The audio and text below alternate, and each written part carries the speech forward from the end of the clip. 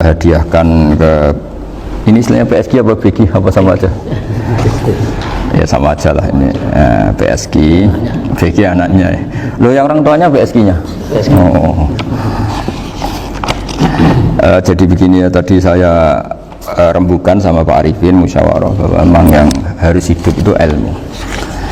Ad-dunya mal'unah mal'unun ma fiha illa aliman au muta'alliman wa mawalahu. Ada yang illa zikrawah wa mawalahu au aliman au muta'alliman. Jadi dunia ini semuanya terlaknat, seluruh isinya dunia ini terlaknat kecuali orang yang alim, kecuali orang yang belajar atau yang dekat-dekat situ. Nah, kenapa terlaknat? Itu ibarat kita orang Indonesia nggak tahu kalau Pak Jokowi itu presiden, itu kan ngawur sekali. Masa orang Indonesia nggak tahu kalau Pak Jokowi presiden? Kita hidup di PSG nggak tahu kalau pendirinya misalnya Pak Kures Habib Ali, nggak tahu kalau ustadznya Pak Arifin, Pak Wafa, itu kan ngawur sekali. Nah, andai kan tidak ada pelajaran, maka kita nggak tahu kalau Tuhan kita Allah, itu kan ngawur sekali. Nempat di buminya, makan rezekinya, kita menikmati fasilitasnya, tapi nggak tahu yang punya. Nah, sehingga di sini kadang orang-orang humanis protes, masa orang-orang kafir yang amal nggak diterima Allah, agama ini kok kayak sadis.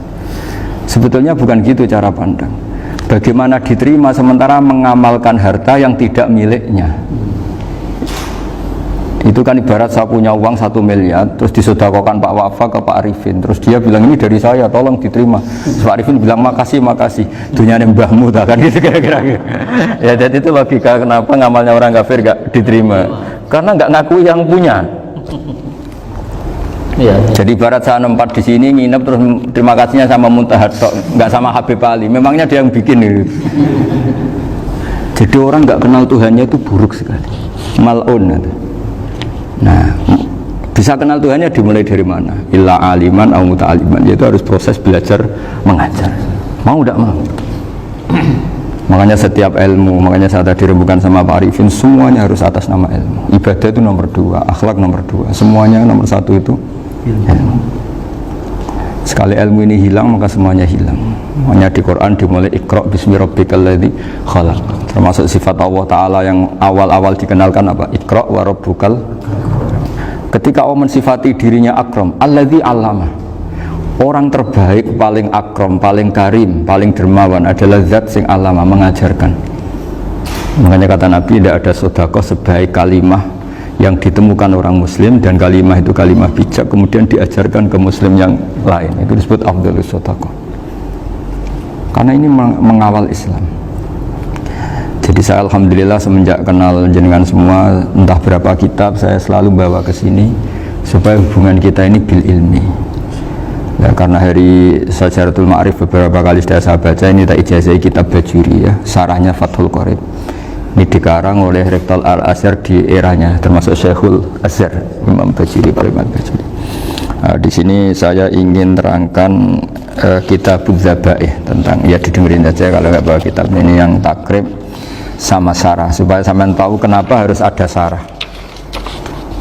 Ya, saya ulang lagi, kenapa harus ada apa? Sarah. Sarah itu penjelas. Karena kelemahannya matan apapun sempurnanya, saya ulang lagi, kelemahannya matan apapun sempurnanya itu pasti ya nggak sempurna, namanya manusia. Dan tidak sempurna ini menjadikan kadang salah paham, sehingga mau tidak mau harus ada apa? Sarah. Jadi misalnya begini ya, di matan misalnya diterangkan zaman matan, penyembelian itu harus pakai bismillah. Kalimat harus ini harus dengan arti taruhan sah tidak sah, apa harus sebagai etika, apa harus sebagai supaya kebiasaan baik ini bertahan. Saya ulang lagi ya, misalnya Pak Arifin dawuh teng jenengan cung nak nyembelih pitik kudu maca bismillah. Kalau kamu memotong hewan harus baca bismillah. Kata harus itu apa artinya? Syarat sah, sehingga kalau tidak baca tidak sah. Apa keharusan dalam makna etikanya harus baca bismillah. Jadi urusannya hanya apa? Etika atau afdholiyah. Atau kita tidak ingin kultur baca bismillah itu hilang, sehingga barang tidak wajib pun kita wajibkan supaya kultur baca bismillah itu tidak hilang. Nah, Imam Syafi'i itu milih yang tidak wajib, itu hanya urusan etika. Sehingga dzabihatul muslim meskipun nggak baca bismillah, baik secara sengaja maupun lupa, tetap halal ya, tetap sah, tetap halal. Tapi beberapa ulama mengatakan baca bismillah itu wajib dan menjadi syarat sah. Ya kira-kira karena pamit tadi, yang beri nyawa itu Allah, kok apa yang menghilangkan nggak pamit, sudah menghilangkan nyawanya ayam dimakan lagi. Wah itu selingkuhannya kan pasti marah itu. Selingkuhannya, pacarnya, anaknya, cucunya itu kan marah itu. Tapi kalau pamit yang punya kan enggak. Coba kalau ayam cantik yang pas kamu sembelih itu lanangannya kan mangkel itu. Kalau kebetulan sudah tua kan harus karparmu kan gitu. Jadi apa? Itu yang tahu Sarah. Saya ulang lagi, yang tahu Sarah, karena ini sudah jelimet, sudah jelimet. Sehingga nggak ada kitab matan yang induk kecuali disarain. Dulu ada kitab namanya Takrib, karangannya Abi Suja, terus disarai kecil sekali oleh Fathul Qorib ya, oleh Ibnul Qasim Al-Huzi itu, terus disarai lagi oleh Bajuri. Jadinya Bajuri itu sudah sarhun ala sarhin warifin ya, sudah sarhun ala sarhin, bukan sarhun ala matnin tapi sarhun ala sarhin. Nah, kenapa? Memang kita butuh itu, saya ulang lagi, kita butuh itu. Nah, kenapa butuh? Ya karena mau tidak mau, saya ulang lagi, mau tidak mau, karena matan itu seperti itu. Misalnya matan cerita yang dikatakan menyembelih itu apa? Ya nyembelih itu ya nyembelih itu memotong hewan. Terus motongnya dari mana? Kalau kamu motong hewan dari mana coba? Dari belakang atau dari depan? Dari mana? Depan misalnya. Pertanyaannya, ketika dari depan itu paling penting terpotong al-hulkum wal mari misalnya. Yang satu majrur to'am, yang satu majrur ruh kayak gitu, majrur nafas. Tapi andekan dari belakang gimana? Tapi tetap terpotong. Mulai ribet kan? Kalau kubu sebelah kan enak, pokoknya nggak sunnah Rasul seperti itu, nggak mau debat. Tapi kita tidak, cara berpikir tidak gitu. Ini kan status hukumnya halal apa haram ketika ada orang motong hewan dari belakang. Nah, terus kita berdebat kan, mesti berdebat itu mau dibilang haram, nyatanya memenuhi syarat apa tadi, pemotongan, hukumnya kena, amarinya kena. Mau dibilang halal, jangan-jangan pitiknya sudah pingsan, sudah mati karena dogrok-dogrok dari belakang. Nah itu terus ulama debat, kan mungkin juga, ya kan, pitiknya sudah setengah kena corona, pingsan terus, ya kan, sudah pingsan terus digorok. Nah seperti ini mau tidak mau kita harus detail. Detail artinya yang dikatakan menyembelih itu apa? Ya nanti tak bacakan tabir-tabir di Bajuriyah sekaligus ijazah untuk jenengan semua. Saya tadi alhamdulillah ketemu Pak Arifin lama, ngendikan panjang lebar tentang pentingnya ilmu. Yang dikatakan nyembelih adalah mematikan hewan yang hidup dengan kaifiyah syariah. Saya ulang lagi ya, mematikan hewan yang hidup dengan kaifiyah syariah. Nah kalimat hidup ini mulai masalah. Hidup yang apa? Misalnya ada hewan, saya sering kalau ngaji cerita, ada ayam jago ketandang mobil, ketabrak mobil, kejet-kejet, enggak kamu sembelih pun 1 menit lagi pasti meninggal. Ini kan hanya koordinasi prosedur saja, karena prosedur ayam mati harus kejet-kejet, enggak boleh enggak langsung peletes mati, enggak boleh.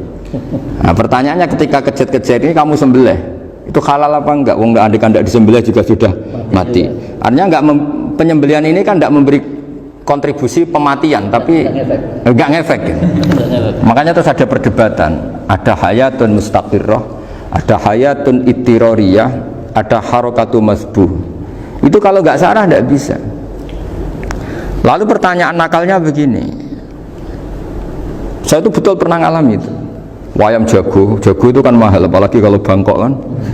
Saya pas jalan-jalan sama anak saya, sama jalan-jalan mau ke pasar itu di pertolongan tuar mak. Sih halal tau ora? Karena tanya orang awam, halal kata saya gitu. Padahal andai kan tidak disembelih ya pasti mati. Suatu saat ada yang mengkonfirmasi lagi. Saya bilang kalau kiai ya tidak pantas makan ayam gitu, tapi kalau kamu tidak kiai ya pantas saja. Daripada tak halal lo geremeng eman kan ribet.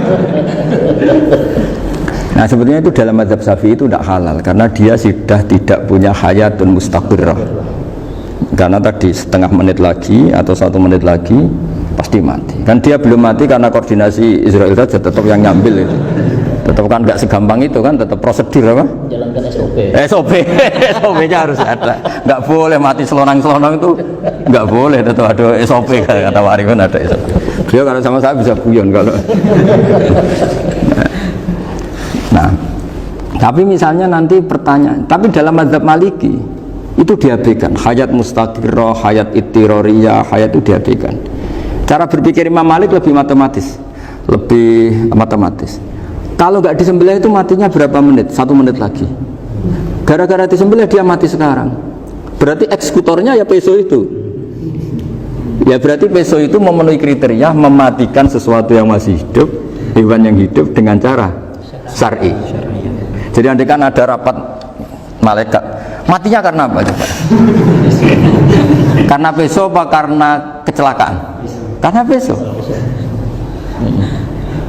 Ya kan? Karena kalau nggak tanpa peso nunggu 1 menit, gara-gara disembelih langsung terjadi sekarang. Nah karena hukum halal ini yang menarik dan menguntungkan. Di bab ini orang jadi Malikiyah semua. Mana maksud saya? Jadi kita ini sebetulnya Syafi'i pecundang gitu. Syafi'i partai politik. Jadi kalau sedang tidak menguntungkan ya kata siapa kita Syafi'i banget? Tidak juga itu. Ya, jadi karena tadi ya kalau pada level pada level perdebatan ulama itu ada tadi ya, ada seperti itu, ada hayatun mustaqirrah, ada hayatun ittiroriyah, ada harokatul masbuh. Jadi tak baca ya supaya dapat barokahnya ulama ya. Jadi tak baca taksinya ini di halaman, terus kitab ini saya tinggal sebagai amal saya, keluarga saya, sebagai penghormatan saya sama Habib Ali, Habib Qures, Habib Hussein semuanya, Pak Arifin dan Bismillahirrahmanirrahim. Wa'lam, ini halaman 562, ikutnya bab kitab ahkamis shaidi wa dzabai. Ya jadi nanti yang mungkin kalau beda halaman cari di babnya kalau beda halaman cari di babnya, karena kadang beda halaman warifnya. Kalau cetakan sekarang enggak beda penerbit, beda iya, kadang beda juz pun kayak Ikhya sekarang tuh sampai 6 juz. Zaman kita ngaji kan 4 ya, orang ada yang 6, ada yang ribet cetakan sekarang ya. Di atas ada 10. Satu Ikhya itu. Hurufnya dibesarin. Ikhya biar. Iya, ada yang besarin. Karena ngerti zaman akhir paling sudah agak buta huruf. Saya tuh dulu punya guru terakhum sudah sepuh. Itu baca gini nggak bisa, Pak. Jadi kalau di kelas harus dituliskan pakai spidol. Mulang Minhajul Abidin, sudah sepuh sekali. Kalau ngajar itu nggak bisa jalan, udah pakai becak. Itu yang nulis agak kurang ajar. Nulis CDE binti pebar. Jadi kadang itu apa itu? Beliau masih semangat, tulisannya habis. Lo kok sentek ceng? Terus ya wes ya. Jadi nulisnya di HVS baru dulu. Ya, cepat selesai. Iya. Nah kalau beliau pakai kitab sudah nggak berso itu. Anak-anak wah nulis sidik benang ber. Saya ulang lagi ya. Jadi yang mau saya baca tadi itu logika fikih ya. Fikih itu berpikir ya. Di mana-mana namanya menyembelih itu apa? Dari hidup dimatikan dengan kaifiyah syariah. Kaifiyah syariah ini tidak boleh kamu nyontohkan harus disembelih, keliru juga. Karena untuk hewan yang berot atau hewan liar cukup dipanah asal ma'an harad dama yang bisa mengalirkan apa? Darah. Jadi makanya saya umumkan bikaifiyatin syariah Pak Arifinnya kan tidak harus motong kan bentuknya. Kalau hewan liar kan atau sapi kurban liar kan, sapi kurban ucul liar kan boleh dipanah, boleh macam-macam. Nah kalau tembak bisa diperdebatkan karena ada unsur api Pak Arifin. Jadi bisa debat. Meskipun ada yang bilang boleh tapi bisa debat lagi kan? Karena ada unsur apa? Api Pak Arifin. Iya. Tapi ini saya cerita umumnya bikaifiyatin syariah. Nah karena kalimat hewan hidup, ada kalimat hidup yang apa kan pertanyaannya? Hidup yang sudah kejet-kejet, misalnya sudah koma, udah kena corona, disentak istrinya itu, apalagi ayamnya menyaksikan pasangannya diselingkuhi, wah itu sudah stroke itu dia. Nah itu Makanya kalau orang suka macam-macam itu kayak ayam, makanya itu.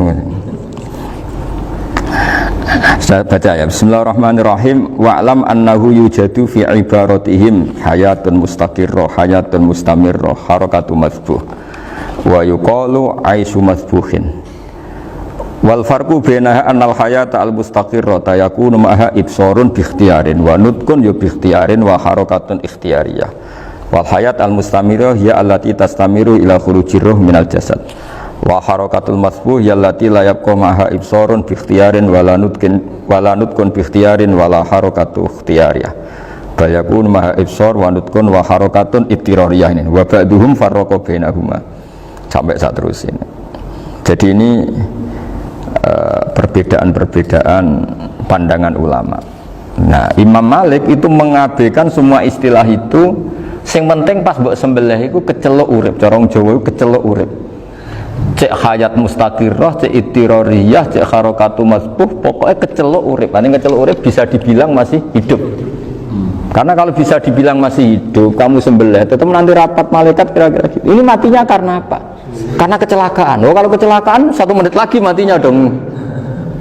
Tapi kan matinya sekarang ya karena disembelih. Nah, tadi saya bilang sebenarnya mazhab Syafi'i itu tidak seperti itu. Karena Imam Malik menghalalkan, biasanya penggemarnya lebih banyak di bab bangsa halal itu kan. Penggemarnya masih banyak. Tapi ya sudahlah, itu masih ahli sunnah karena salah satu dari mazhab. Tapi logikanya juga masuk. Jadi kita bukan sekedar taklid ke Imam Malik, tapi kalau kita ikhtiyat ikut Imam Syafi'i ya monggo, karena mungkin secara medis karena mengalami seperti itu mungkin tingkat kesehatannya apanya sudah ya sudah lah, yang penting makanya terus orang Jawa pinter, nak PTE jago ya halal, nak cilik enggak lah. Itu kan ibarat perdebatan antara kepiting sama yuyu. Yang menghalalkan kepiting itu mengharamkan yuyu, tahu yuyu yang kecil di sawah ya. Tak tanya kenapa yuyu halal, karena amfibi Gus, bisa hidup di dua alam. Memangnya kepiting enggak? Oh beda. Ternyata beda maksudnya. Eman Gus kalau haram. Eman kan kalau yuyu haram kan enggak ngefek kan, kecil. Ini mufti kok. Oh udah kadang halal, udah kadang makan selama ini. Iya selama ini udah kadang makan itu. Makanya banyak kiai yang mengharamkan kepiting sebetulnya, tapi minoritas kan? Minoritas. Tapi yang mengharamkan yuyu mayoritas, wong kecil aja. Jadi kita ribet ikut siapa gitu. Kata siapa ahli fikih gak mikir untung rugi. Makanya saya ini bingung, jadi saya ini kan kiai ya, kiai betul. Susah kadang jadi kiai. Sebagian guru saya itu mengharamkan kepiting. Nah kalau kayak dolan di daerah Juwono Mas Nafis, daerah itu penghormatan tertinggi santri itu kalau nyugoi kiainya kepiting, karena itu makanan termahal. Bingung kan dia? Mau tidak makan itu kayaknya dipersiapkan betul Pak Ribon. Udah ada effort ya. Warna nyari yang mahal kan. Mau makan itu sebagian guru kita mengharamkan. Akhirnya ya ada darurat tadi, makan sekadarnya. Kalau saya habis 3 pasti israf. Kalau habis 1 prosedur hormat yang nyugui. Itu susahnya jadi kiai. Kalau kamu kan tidak kiai, mumpung gratis. Enaknya gak jadi kiai kan itu masalah. Pertimbangannya mumpung gratis. Sudah gitu masih mun dibutuh mawon, makai dibutuh mawon. Oh digawa tenan. Tapi sebetulnya ada sisi naif dari yang bilang halal tadi. Ketika yang bilang hal naif itu versinya, tapi ya nggak apa-apa, semoga dimaafkan Allah. Naifnya tadi, tapi saya tidak tapi itu masalah khilafiyah ya. Semoga yang mengatakan halal juga benar, karena punya perhitungan iman tadi. Tapi yang bilang halal itu tak tanya, itu halal apa haram? Lucunya jawab haram semua. Yuyu bahasa Indonesia nggak ada kayaknya. Nggak tahu juga saya apa. Yang penting paham tapi yuyu yang kecil itu. Itu kalau diharamkan nggak ada yang protes ya? Nggak ada. Tapi kalau kepiting? Ini pakai model apa? Coba Pak Wafa. Kalau alasannya amfibi, yuyu sama kepiting sama enggak? Kalau alasannya amfibi, hidup di 2 alam. Ya, sama-sama. Sama-sama. Kenapa kepiting jadi halal? Lebih bernilai. Ini juga mufti model baru. Mungkin move-nya menghalalkan gitu. Iya makanya itu kan, jadi kayak tadi ayam jago tadi, orangnya tak tanya akhirnya, andekan yang kecelakaan itu ayam kecil, kamu tanya saya enggak? Ya enggak, terus langsung tak buang. Kan langsung dibuang, berhubung ayam besar eman kan. Tapi nurani aja sebetulnya protes, nyembelih kleket terus kadang kan apa kejet itu sudah tunggu SOP jawaban. Ya tapi apapun itu, ini ilmu harus didengar ya, supaya sampean tahu ya, ada hayat mustaqirroh, ada hayat mustamirroh, ada hayat ibtiroriyah, paling enggak kita ngerti lah. Karena nanti di bab B, ya nyun sewu di bab apa B, itu ya nanti enggak sahnya karena apa? Tidak mutamawal. Misalnya saya punya utang sama Pak Arifin ayam jago, tak bayar dengan jago yang mengalami kehidupan sudah seperti itu, kan tidak sah. Meskipun itu hidup tapi sudah tidak hayat yang mustamirroh, tidak normal. Jadi ilmu itu apapun tidak cocok kita karena beda mazhab misalnya, tetap sebagai apa? Ilmu. Jadi jangan pernah anti ilmu meskipun kita tidak cocok. Dulu saya itu heran sama Abu Hanifah karena membolehkan merujuk wakaf.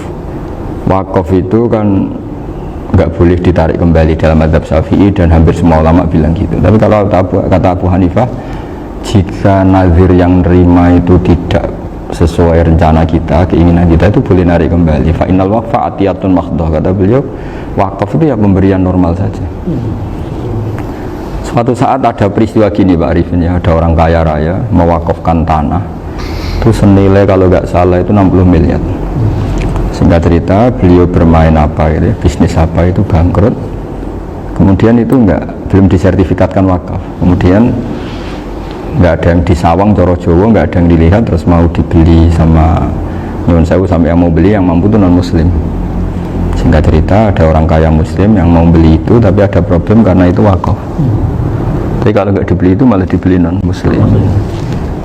Tanya saya, akhirnya saya jawab nggak apa-apa, dibeli saja, ngikuti mazhab Abu Hanifah. Karena kalau mazhab Syafi'i itu nggak sah semua pembeliannya. Tapi apa artinya mazhab kalau kita berpikir nggak sah tapi yang jual melakukan? Nah itu yang nggak dipikirkan oleh orang-orang fikih yang di Menara Gading. Apa gunanya kita bilang nggak sah tapi yang punya tanah tadi tetap menjual karena tidak mengindahkan hukum itu, mau apa coba? Makanya saya bilang bagi tentang Gus itu nggak ada kaulnya dalam mazhab Syafi'i. Saya bilang kamu mengharamkan itu tidak ada gunanya karena itu tetap dilakukan. Jadi kita pertimbangannya tidak itu, daripada dikuasai situ mendingan kita. Betul.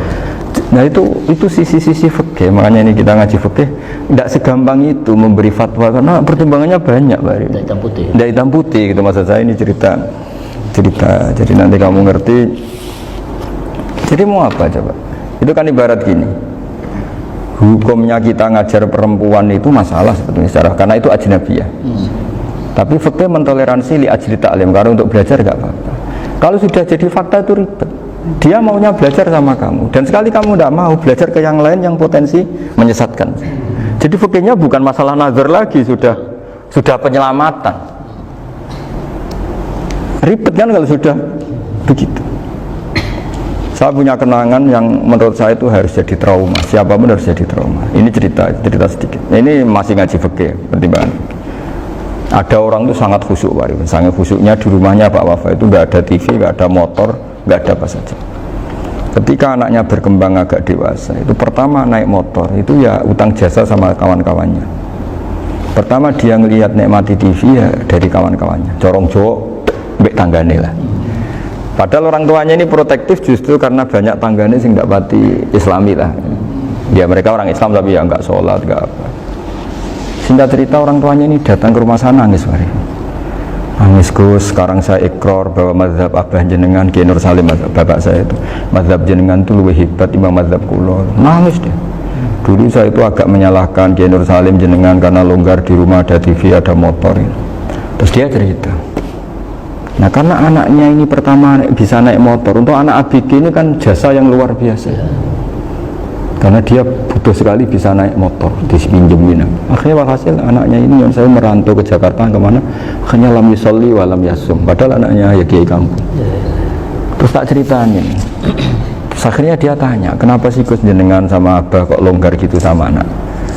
Tak ceritani gini Pak Arifin, menurut ilmu al-insan abdul ihsan, manusia itu budaknya kebaikan. Karena utang jasanya sama anak ini, ya dia akan ingat anak ini. Sementara kenangannya mbek jenengan mbok amui. Tidak boleh. Dia baru ngakui, ya Gus saya itu nyun sewu hanya khusyuk tapi kurang ilmu. Tadi dia hanya berdasar khusyuk. Bocah kok main delok TV, kan pikirannya hanya gitu. Ini cerita ilmu, saya bukan menjustifikasi manapun, ini kan cerita ilmu Pak Arifin ya. Jadi semuanya itu ada hitung-hitungannya. Coba kalau kita terlalu stakung be anak pertama naik motor jasanya orang nggak sholat ya, pertama roh TV jasanya orang nggak sholat. Coba terikatnya anak ini sama kita apa sama orang itu?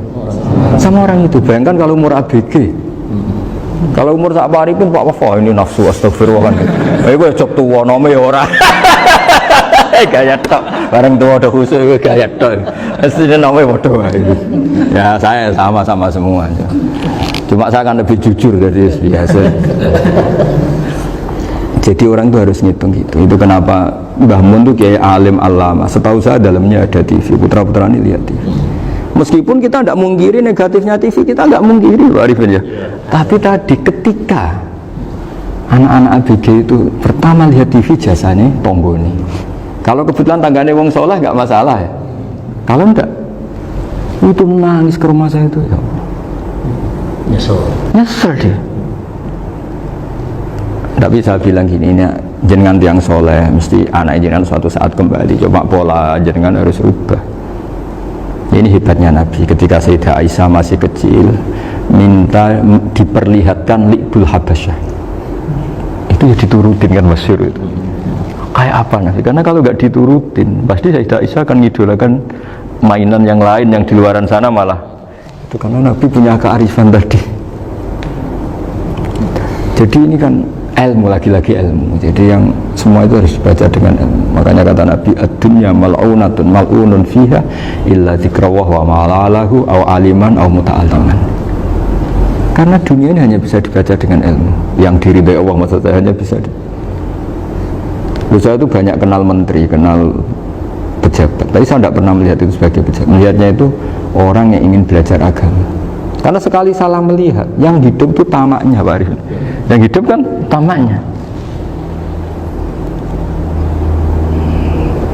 Saya kenal orang kaya kok melihat kayanya, yang hidup itu tamaknya, ingin dapat ini, dapat. Tapi kalau melihat itu sebagai hamba Allah yang ingin belajar, insya Allah kita selamat dari tamak. Meskipun kita ya manusia tidak sempurna. Setidaknya ketika dia lomo atau tidak lomo, nyalami template apa tidak ngefek, karena kita melihat ini mau belajar. Tapi kalau kamu didorong tamak, katanya orang kaya ternyata nggak tahu haknya kiai, ribet kan? Ribet. Nah kalau kamu punya santri cantik ya lihat itu sebagai santri kamu. Jangan melihat ini mau nggak sama saya, kalau enggak ya wah ya ribet kalau gitu. Ini anak-anak muda harus dilatih ikhlas, bahaya ini santri-santri sampean kalau nggak dilatih ikhlas ini bahaya. Karena ini belum punya penggemar pejabat, paling ya anak-anak yang ya tadi ABG. Jadi lah Sarah kembali lagi Sarah itu membicarakan itu detail. Jadi ya makanya kenapa orang mati yang lahir langsung meninggal itu nggak wajib disolati. Alasannya fikih ya lucu. Karena dikatakan sholat mayit, di mana-mana mayit itu sabakohu hayatun. Di mana-mana namanya mati itu terdahului oleh hidup. Nah ini nggak pernah hidup langsung mati. Jadi begitu ya kadang lucu. Ya gitu aja alasannya. Kamu nyolati apa? Mayit. Kenapa kok mayit? Jadi mayit itu namanya mayit. Orang mati. Orang mati. Orang mati artinya pernah hidup. Hidup. Nah itu Sarah. Jadi ketika matan hanya cerita wasiktu alladzi lam yastahila, nggak pernah nangis, kayak lam yusalla alaih. Sarah bilang mergo ora tahu urip. Kalau nggak pernah hidup berarti nggak bisa dikatakan mati. Kayak sampean miskin itu kan nggak bisa dikatakan bangkrut. ya miskin aja gitu loh. Kan gitu ya. Karena nggak pernah kaya. Kayak Mas Nafis nggak bisa dikatakan, oh itu Qurannya lupa gimana? Nggak pernah hafal. Jadi yang dikatakan lupa itu pernah hafal. Nggak lupa nggak apa, Gus Qurannya lupa, gaya nggak pernah hafal kok bilang apa? Lupa gitu. Nggak boleh Pak Wafa bilang saya ini bangkrut apa? Nggak pernah kaya kok bangkrut. Jadi semua itu ada aturannya itu. Nah itu sarah, lagi-lagi sarah. Jadi bahkan banyak yang syarhun ala syarhin. Jadi kayak kitab takrib itu disarai Fathul Qorib. Jadi Fathul Qorib itu sudah sarah. Disarai lagi Bajuri. Nah, itu termasuk cerita itu ya. Cerita-cerita. Bismillahirrahmanirrahim. Ya, wa yakunu qad umma dzukira daf'atan wahidatan la fi daf'ataini izlam tujad al hayat al mustaqira inda daf'atis saniyah amma idza wujidat al hayat al mustaqira daf'as saniyah fayakhilu al masbuhu aidan fasartu wujudul hayat al mustaqira fi ibtida'il waqti akhir marrah wa makharu dzalika inda tulil fasli wa illa fala rafa'a sikina wa ada fawran aw alqaha liqaniyaka latan wa akhadha ghairaha fawran aw saqatat minhu wa akhadha ghairu halan aw qallaba wa qata'a biyama bagi hal al masbuh. Jadi ini masalah sarah. Sarah itu sudah detail. Misalnya gini, kamu motong ayam. Motong ayam harus sekaligus sret jadi. Jangan sampai nyuwun sewu dua kali. Jangan-jangan misalnya gini, ayam tak potong pas ke kiri separuh. Ya, ke kiri separuh apa hulkumnya. Pak Arifin datang, Assalamualaikum Gus Pak, waalaikumsalam, terus santai jagungan dulu. Jagungan sampai besoknya itu nggak meneruskan. Bareng-bareng malah salam, ingat lagi loh ayam saya ini. Ketika saya meneruskan ini, potensi ayam ini sudah mati atau sudah hidup yang ini masih mazhab Syafi'i loh ya. Atau sudah hidup yang sudah tidak normal.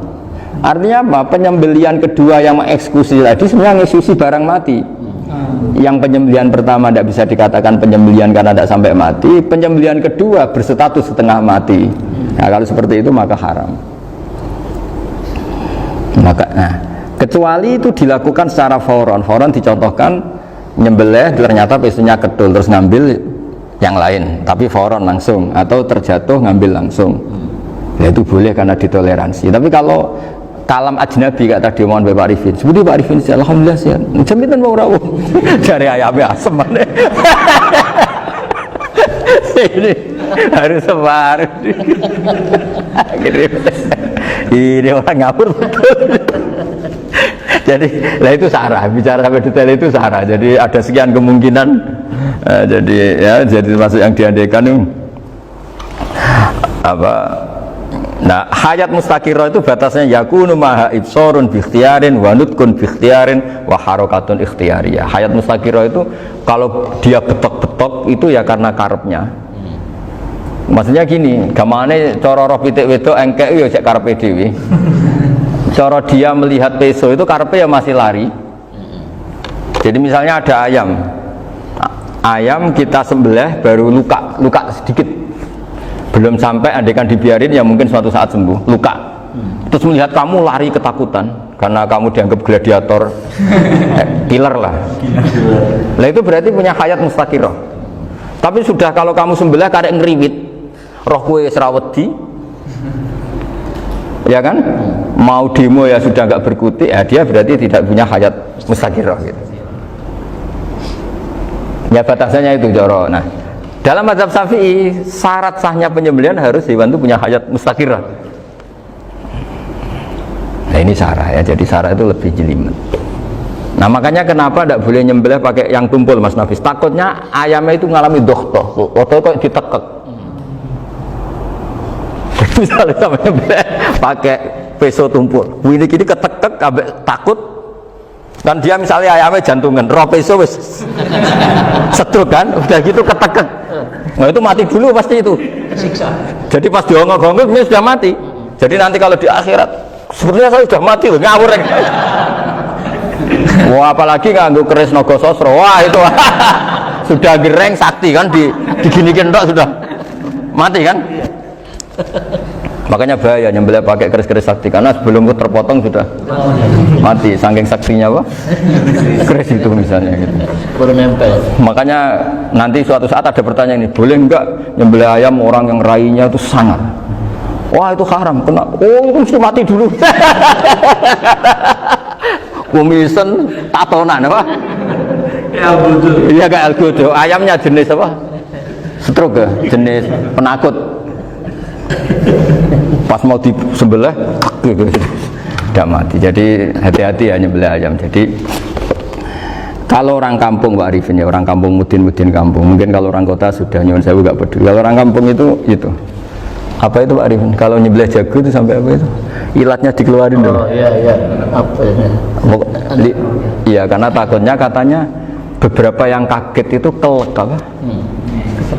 Ketelan. Iya ketelan ya. Ketelan. Itu ya ada kearifan gitu, tapi ya terlalu ya menyiksa ayam. Tapi memang potensi katanya Pak Arif. Katanya yang ahli-ahli itu ya. Jadi kalau dia jago ya, mau disembelih, saking takutnya itu. Kalau orang Jawa kalau takut kan yang ngelek idu ya. Orang Jawa loh ya. Itu kalau orang takut kan kadang apa kayak. Nah ayam itu nak ketakut. Kadang ininya terus apa? Lidahnya masuk.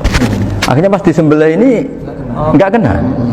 Nah, makanya terus banyak mudin yang punya ikhtiar tadi. Pernah lihat loh Pak yang ayam jago itu ilatnya di ya itu ya tidak wajib, cuma tidak bisa kita salahkan. Tapi kata penyembelih yang lain tak tanya eksekutor yang lain, pokoknya rodok dipenegus. Iku seraiso. Saya belum pernah nyembelih ayam karena ini kan selain nggak profesi saya juga nggak mentolonan saya. Tapi ini beberapa kefiah ya, yang penting kita tahu ilmunya. Yang paling pokok itu qatul khulqum wal mari. Ya kira-kira dalan sing digo nafas sama digo makanan tadi. Ya tapi itu tadi caranya semua itu harus mengalami atau masih punya hayatun mustaqirah. Nah, takutnya dalam konteks nyembelih yang apa tadi? Saya bilang separuh tadi. Itu jamnya normal enggak, itu sudah jam 11 ini? Jam 10. Oh jam mati almarhum itu enggak halal disembelih, itu sudah maitah ya. 13, 10, 14 kan. Iya ya. Ya makanya saya bingung ya jam.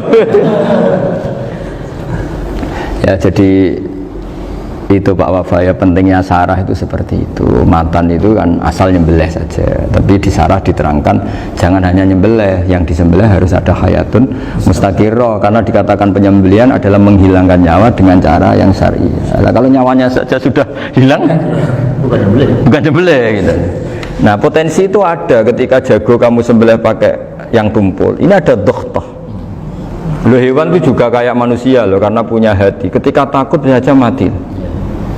Nah, takutnya ulama kan ini ngalami dokhtoh, kayak orang ditekek kan mati kan, ditekek kaget. Contoh gampang gini, orang ditekek perempuan kemungkinan mati itu kecil karena murni hanya ngalami pernafasan. Tapi nak ditekek wong gagah tatonan kan terus dua reaksi tubuh. Takut sama gak bisa bernafas, itu kan lebih cepat apa? Mati. Kira-kira kan gitu. Lah ini sudah takut dongok-dongok itu kan nyiksa. Saya sering ketemu orang yang ahli nyari ular, nyari apa, itu ya gitu. Filosofinya sama seperti orang perang, harus bikin takut. Iku kewan Gus nak disuwentak, iku telelekan, jadi telelekan itu apa Pak Anda bicara bahasa Batawi ini itu. Orang kaget terus terpaku itu. Teorinya Khalid bin Walid kan gitu. Kalau perang supaya musuh takut, kamu tahu kami siapa? Gertak gitu. Ayat jina biqaumin yuhibbunal mauta kama tuhibbunal hayat. Kita ini bawa pasukan yang mereka mencintai mati kayak kalian mencintai hidup. Pasukan kami ini wah darwis, berani modar ya wis gitu, kira-kira gitu kalau bahasa Jawa itu. Gertak mati. Berani mati. Akhirnya musuh kan nah, di antara syaratnya perang kan gitu, harus bikin musuh itu takut, gemeter. Nah istilah lelekan itu gampang gitu, lelekan itu pokoknya tadi loh Pak Arifin, kepaku tadi. Agak berkutik. Paham ya? Nah jangan-jangan ayam yang kita sembelih mau wis wedi dongok-dongok mati duluan gitu. Nah makanya terus kata musannaf kalau bisa itu wa yakunu madzukira bidafatin wahidah. Kali itu usahakan sekali jadi. Tapi itu bukan berarti syarat sahnya harus sekali jadi. Kira-kira karena tadi gak kebayangkan kalau baru separuh tak Assalamualaikum Gus Pak, waalaikumsalam Pak Arifin, sebuti kabarnya. Baru itu terus ingat, diteruskan lagi, kemungkinan ini sudah mati apa? Nah makanya ya tapi lagi-lagi ini sarah ya, tak baca Bismillahirrahmanirrahim wa yakunu qad umadzukira daf'atan wahidatan la fi daf'ataini fa innahu yahrumul masbuh hina idin. Kalau dua kali, tapi dua kali maksudnya Yang satu kali ini mengakibatkan kematian. Dikatakan penyembelian belum sempurna, dikatakan hidup toh nanti pasti mati. Berarti tidak mengalami hayatun mustaqirrah. Paham ya? Jadi ini semoga dapat barokah dari para ulama. Jadi saya mohon nanti Pak Wafa, Pak Muntaha, teman-teman jangan hanya baca matan ya. Pada level alim itu harus baca syarah, karena matan itu nyuwun sewu tidak cukup untuk menjawab sekian kemungkinan. Nah, syarah itu sono fardul masalah. Ya Pak Arif ini saya mengandekan masalah meskipun belum terjadi ya pengandaian, sehingga nanti kalau terjadi kalau militer itu apa? A, B ya? Alternatif gimana? Kalau strategi itu kalau ada sekian A, B, C. Kalau A gagal, B sudah siap. Oh, militer. Jadi kalau masuk surga pintu satu gak bisa, itu kedua. Lewat teras Gus. Sembrono.